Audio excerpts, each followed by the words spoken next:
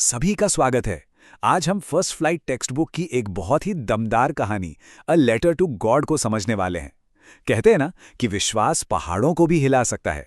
तो बस इसी विश्वास की ताकत को आज हम इस कहानी में देखेंगे। तो ये कहानी ना एक बहुत ही गहरे सवाल से शुरू होती है। मतलब फेथ कैन मूव माउंटेन्स, ये तो ठीक है, पर आखिर हमें विश्वास करना किस पर चाहिए? यही वो सवाल है जो इस पूरी कहानी की नींव रखता है। तो चलिए इसी सवाल के साथ कहानी में उतरते हैं। ठीक है, तो आज के क्लास में हम क्या क्या करने वाले हैं, एक नज़र डाल लेते हैं। सबसे पहले हम कहानी का एक छोटा सा इंट्रोडक्शन लेंगे, फिर पूरी स्टोरी की समरी देखेंगे। इसके बाद जो दो मेन कैरेक्टर्स हैं, लेंचो और पोस्टमास्टर, उनके बारे में बात करेंगे। फिर आएगा सबसे इंटरेस्टिंग पार्ट, विश्वास और विडंबना, मतलब फेथ एंड आयरनी। और हाँ, आखिर में एग्जाम्स के लिए जो सबसे इंपॉर्टेंट क्वेश्चंस हैं, उनको भी कवर करेंगे। तो चलिए शुरू करते हैं कहानी के परिचय से। कहानी का हीरो है एक किसान और उसकी जिंदगी में है एक अटूट विश्वास। तो कहानी है लेंचो की, एक किसान जिसकी पूरी दुनिया उसकी फसल है। और एक दिन अचानक एक ओलों का तूफान आता है और उसकी सारी की सारी फसल पूरी तरह से बर्बाद हो जाती है, सब खत्म। अब सोचिए, ऐसी हालत में कोई क्या करेगा? लेंचो के पास बस एक ही उम्मीद बची थी, और वो उम्मीद थी भगवान से। उसका विश्वास इतना पक्का था कि भगवान सब देख रहा है, और बस इसी विश्वास के सहारे वो एक ऐसा काम करता है जो सुनने में थोड़ा अजीब लगे। वो फैसला करता है भगवान को एक चिट्ठी लिखने का। अब चलिए कहानी के पूरे सार को स्टेप बाय स्टेप समझते हैं। मतलब ओलों के गिरने से लेकर उस चिट्ठी के लिखे जाने तक, और उसके बाद क्या हुआ। पूरी कहानी को ना हम इन 5 आसान स्टेप्स में समझ सकते हैं। पहला, ओलों से फसल का बर्बाद होना। दूसरा, भगवान को चिट्ठी लिखना जिसमें वो 100 पेसोस मांगता है। तीसरा, पोस्टमास्टर का मदद करना। चौथा, उसे 100 की जगह 70 पैसों मिलना। और पांचवा और सबसे शॉकिंग, लेंचो को लगता है कि पोस्ट ऑफिस के कर्मचारी ही चोर हैं। है ना कमाल की बात? चलिए इसे डिटेल में देखते हैं। और देखिए वो चिट्ठी में लिखता क्या है। भगवान, अगर आपने मेरी मदद नहीं की तो मेरा परिवार और मैं इस साल भूखे रह जाएंगे। मुझे 100 पैसों की जरूरत है। मतलब कितना सीधा साधा हिसाब है उसका, कोई लाग लपेट नहीं, सीधा भगवान से मदद। अब जरा इमेजिन कीजिए, पोस्ट ऑफिस में एक चिट्ठी आती है जिस पर पता लिखा है टू गॉड। क्या होगा? जाहिर है पहले तो पोस्टमैन और पोस्टमास्टर सब खूब हंसते हैं, मतलब ये क्या मजाक है। पर फिर पोस्टमास्टर अचानक एकदम सीरियस हो जाता है। और यहीं से कहानी के दो सबसे इंपॉर्टेंट कैरेक्टर्स हमारे सामने आते हैं। एक तरफ लेंचो और दूसरी तरफ पोस्टमास्टर। एक का विश्वास, दूसरे की इंसानियत। चलिए इन दोनों को थोड़ा और करीब से जानते हैं। तो देखिए, एक तरफ है लेंचो, एक सीधा साधा किसान जिसे किताब में an ox of a man कहा गया है, मतलब बहुत मेहनती। और उसका भगवान पर विश्वास अनशेकेबल है, मतलब जिसे कोई हिला नहीं सकता।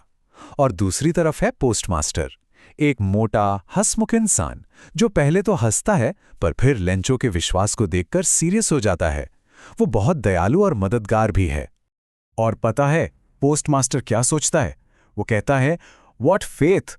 काश मेरे अंदर भी इस आदमी जैसा विश्वास होता जो सीधे भगवान से बात कर रहा है। और बस यही वो फैसला करता है कि वो इस विश्वास को टूटने नहीं देगा। वो लेंचो की मदद करेगा। तो पोस्टमास्टर अपने दोस्तों से, अपने कर्मचारियों से पैसे इकट्ठा करता है, अपनी तनख्वाह का भी एक हिस्सा देता है। पर वो लेंचो के मांगे हुए 100 पैसों तो जमा नहीं कर पाता। वो मुश्किल से 70 पैसों ही जमा कर पाता है।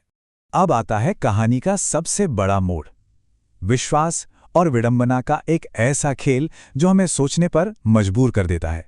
चलिए देखते हैं। आगे बढ़ने से पहले यह समझना जरूरी है कि विडंबना या आयरनी होती क्या है।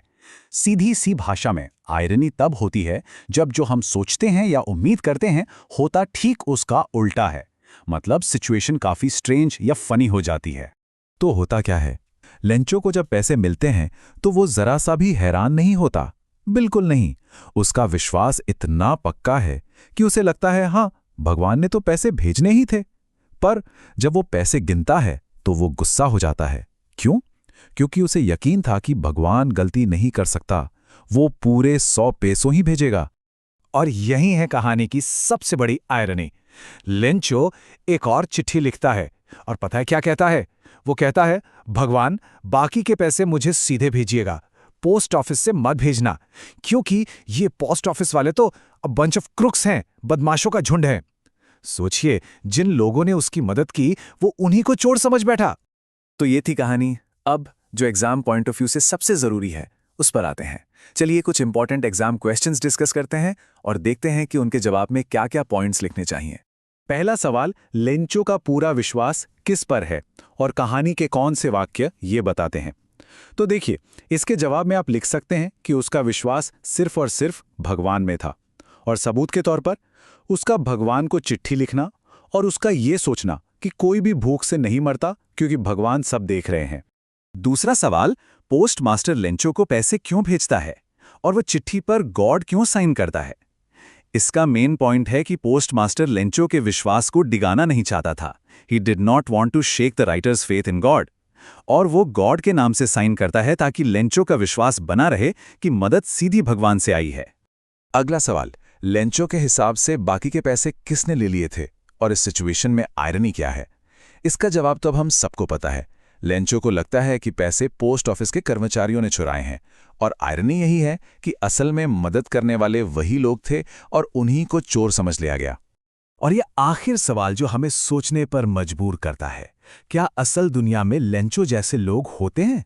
आप लेंचो को क्या कहेंगे? क्या वो भोला है या मूर्ख है, या फिर उसका विश्वास इतना शुद्ध है कि वो सवाल करना जानता ही नहीं? इस पर विचार जरूर कीजिएगा।